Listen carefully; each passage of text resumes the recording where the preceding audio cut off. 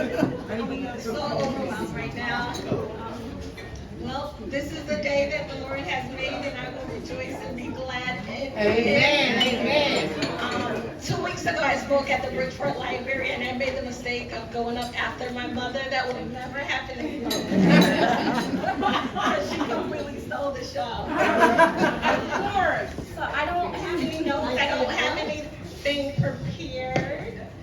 And forgive me in advance if I leave anyone out, because everyone in the room, almost everybody in here, has been a blessing to my life. And if you prayed for me at any time, please raise your hand. There we go. To God be the glory. So I'll just tell you really quickly about my journey. A lot of people have known my journey. They have been a part of my journey, so I don't have to go into all the details. But in terms of breast cancer, I got my mammogram every single year. Mississippi, I would always get it. I got it last year around this time. Everything went well. They had just come out with the 3 mammograms, and those were supposed to capture like everything. So I was excited about that.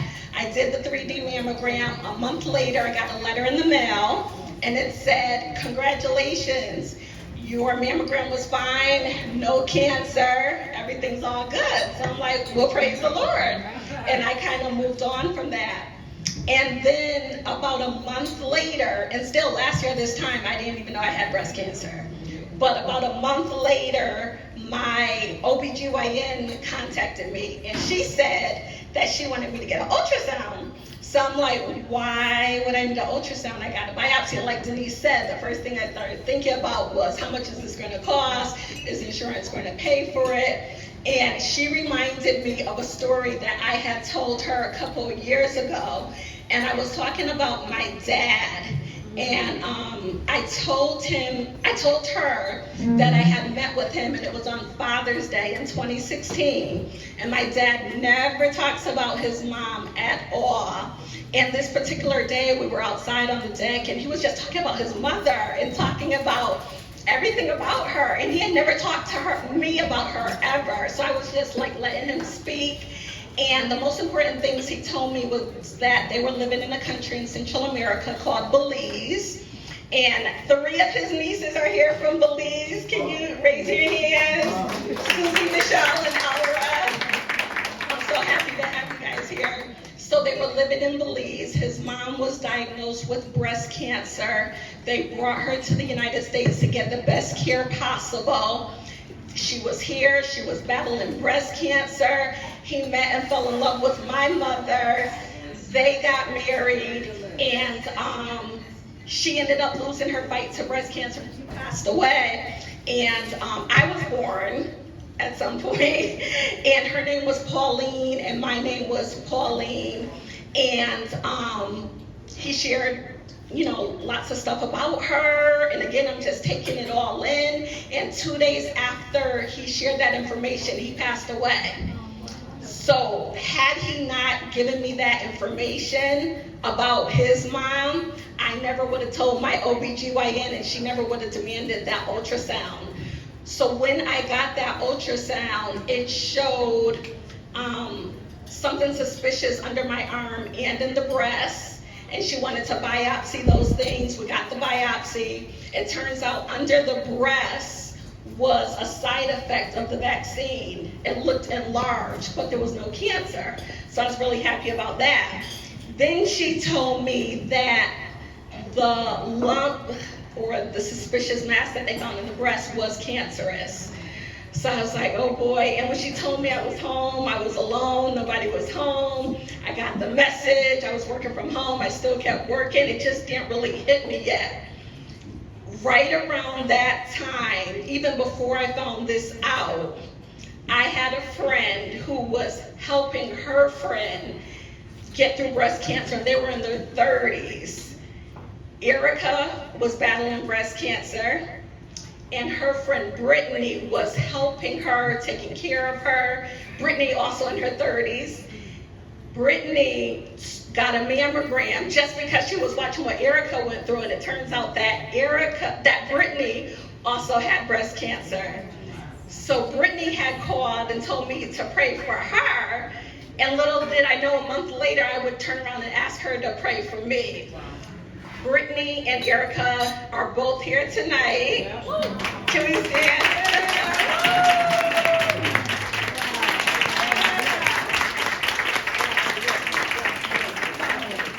The first thing Brittany said to me was, you have to see Dr. Camilla Lawrence. That's who Erica saw, that's who she saw. She wanted me to see Dr. Lawrence. My OBGYN said, you gotta see Dr. Lawrence. My primary care physician said, you have to see Dr. Lawrence. Everybody was sending me to this woman that you met earlier, who was the director of breast cancer surgery. So everybody reports to her. And I didn't even know if I could get an appointment. Sometimes you have to wait weeks for an appointment. So anybody in this room who has been a patient of her, can you raise your hand right now? You see this? All these people. And I called her office and they said, we'll see you in 2 days. I went to see her. She examined me. Then she starts talking and she's like, well, you know, you have a lump and I don't know if I can get to it, we'll see, and you might need chemotherapy, and you might lose your hair, you could lose your nails and get sick and all this stuff. And it just seemed like a dream. It didn't even seem like she was talking to me. I was like, who are you talking about? Like, you cannot be talking about me right now. And she was like, no, I'm talking to you. And she was just very upfront. I'm like, oh my gosh. She walked in so cool. She came in and said, I know you from Facebook, and your husband too. And I'm thinking, this is going to be great. And right then, you know, it just wasn't great anymore. So she would send me for test after test after test. They first thought the tumor was 1.7 centimeters. Then they said it was 2.5 centimeters. It turns out that I had a very aggressive tumor called HER2 positive that was going through my body. And then that brings us to December. So the day after Christmas was my ultrasound and biopsy. The day after Thanksgiving was the biopsy. Then we get around Christmas time, the week before Christmas on my son's birthday, Dr. Lawrence called me on Zoom. And I'm like, oh boy, what does she want? And she said the mass had doubled in size. And it was no longer 2.5 centimeters, it was 5 centimeters. So this thing was really trying to kill me. And she said, I can't operate anymore, it's too big. You have to go through chemo first. So right then I started the process of chemotherapy. And it was scary and it was awful. And I knew that only God could heal me. And I knew that I needed people to pray for me. And again, I would name names. Even my Aunt Loretta was looking right there. She would call and Lady Madison. She was like, I want to be your cheerleader. I can't. There's too many people I can't. I don't want to leave anyone out. So people started praying for me. And they were like, what do you need? I was like, just pray, just pray, just pray. And I knew that the more the prayers went up, the blessings would both come down. And I would get just so sick. And so there were just times where it would just be me and God. I would go to chemo every 3 weeks. And the day after chemo, my husband would have to inject a needle in my stomach to give me more medicine that would just give me pain from the top of my head all the way down, just going through my body. And there were days when I couldn't leave the bed, only to go to the bathroom for 8 to 9 days. And I was doing it during a global pandemic. So I couldn't have my cousins come around. All my cousins in the room, raise your hand. None of them could come around. None of my aunts, nobody could be there because I was in a bubble. I was going through COVID. But God was there with me. And then I knew that the more people were praying, the better I would begin to feel. So I started capturing it, as you know, being transparent. I would put it on Facebook, Twitter, Instagram. I just wanted people to see a miracle. I wanted people to see what their prayers were doing. And when Rich cut my hair, over 5,000 people watched me go bald. But the prayers were just going up, and I knew the prayers were going up, and the blessings were coming down. We finished chemo.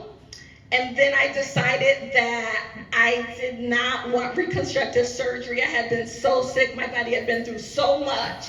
And I said to them, if you're going to remove one, just remove both. I'm just like done.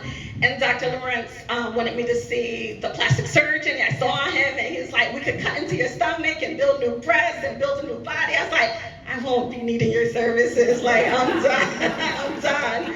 And so then the day came for the surgery. We went in for the surgery. My husband was there every step of the way to get rid of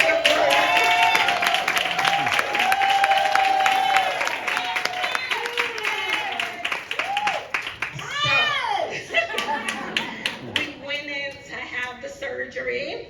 And you know what I did? I went on Facebook and I told everybody to pray for me. Hundreds of people from all around the country, Barbados, everywhere. We're praying, you got this, we're praying. And people were uplifting my spirit. And one of the vendors who's over there right now, Kim, had never met her in my life. And she was mailing me scarves and hats. Just let me know that she supported me, and it's endless. So we went in, they removed both breasts, and I went home the very next day.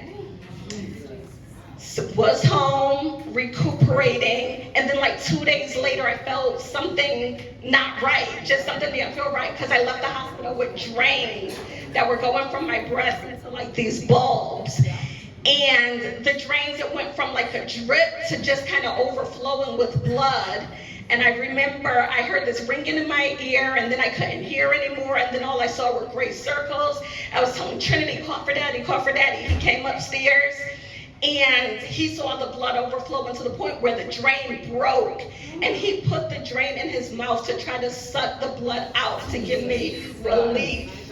I'll never forget it. And the blood splashed on Trinity's face. You know, she was grossed out. And so it was raining. It was only 2 days after the surgery. It was a Saturday night. I was wet. I was in the dark. And there was no time to get me to the hospital where my surgery was. He had to take me to the closest hospital, which was Hartford Hospital. And I was like, okay. And we get there, a wheelchair comes out. Rich said my eyes rolled in the back of my head. I could barely breathe. And we get there, and they're like, why are you here? You were operating on 2 days ago in a different hospital. You should be at that hospital. And then we were calling Camilla's intern service. We were having trouble getting in touch with her. He finally got in touch with her through Facebook Messenger. And he said, my wife needs you, through Facebook. And she was like, I'm 45 minutes away, I'll be there. And she came to a hospital that she doesn't even work at. And she went in there with her privileges, put on her scrubs, and she went in the room and she cut me open, and there was a 1 liter hematoma that was crushing my chest. And so Rich got me there, she came in. Again, everybody praying, all the prayers, all the cards, all the gifts. It was just so overwhelming, and I was just like so grateful. And I remember doctors and nurses bathing me, and as a nurse was bathing me, I was like, did you get a mammogram? And she was like, I don't want to get a mammogram. I'm like, well, you need to get a mammogram. And I was just trying to encourage the people that were around me. So I stayed in the hospital a couple of days, had multiple blood transfusions because I was losing blood and I was weak. It was on Father's Day. I was trying to sneak Rich in because there were like no visitors. It was just craziness. And so about 2 weeks later, Dr. Lawrence's office contacted me, and they were like, we want to see you next week. And I'm like, I can barely move. Like literally drains were leaking from me. I had no breasts, no hair. My nails were falling off. And I'm like, how am I going to get to her office? But Rich was like, we'll get you there. He got me to her office, and this is after going through months of chemotherapy. We went into her office, looking at the scars, and I told her, before she started, I was like, just make sure it's cute, you know. It's really cute, you know. She was like, it's cute, you know. I did good work, it came out nice. And while I'm on her table, she says to me, we sent 12 lymph nodes to the pathology lab, and I got the results. And I'm like, what? Less than 2 weeks, she got the results. All 12 lymph nodes were benign. So I was like, thank you, God. And that meant that it hadn't spread anywhere else parts in my body, so that was a good thing. So then I said to her, okay, so the lymph nodes are fine. What about the breasts? Because she had removed both breasts, and she sent them to the pathology lab. And she said she was waiting on the results officially, but when she went in to remove the breast, there was no cancer in my breast whatsoever. And I was just like, the prayers are answered. And so I'm like, well, what does this mean? What does this mean? Like, do I still need mammograms? She's like, you don't need mammograms. You don't have any more breasts, but I still encourage everybody to get their mammograms. And then after the chemotherapy, for all those months, the next step was radiation, which was going to be 5 days a week for months or weeks, however, until they got what they needed to get. And so Rich said, does she still need radiation? She said, no radiation. And I'm like, praise God. So I said, well, what does this all mean? And she said, this means that you are something called NED. And if you've been following me on social media, you know what NED means. And there's a nurse Betty right there. So NED means no evidence of disease. No evidence of disease. So I just really want to give God the honor and the glory. And I just need to say this.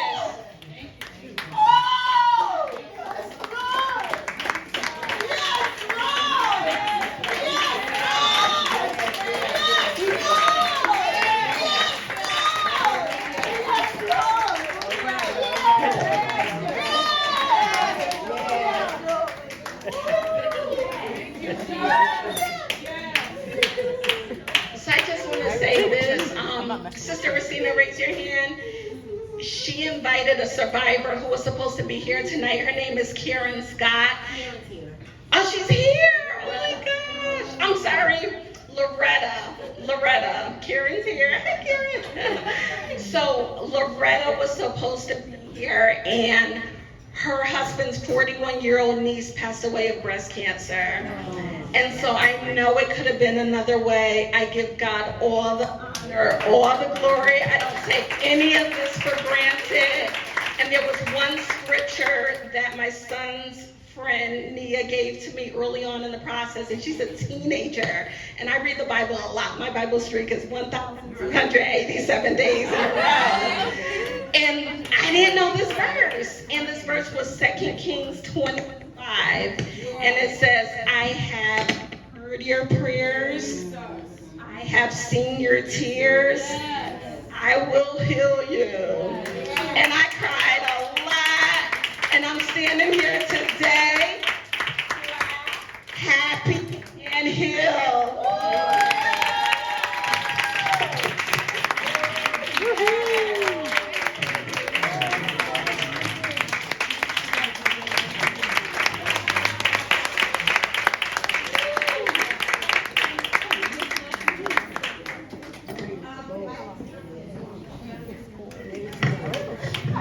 Wow.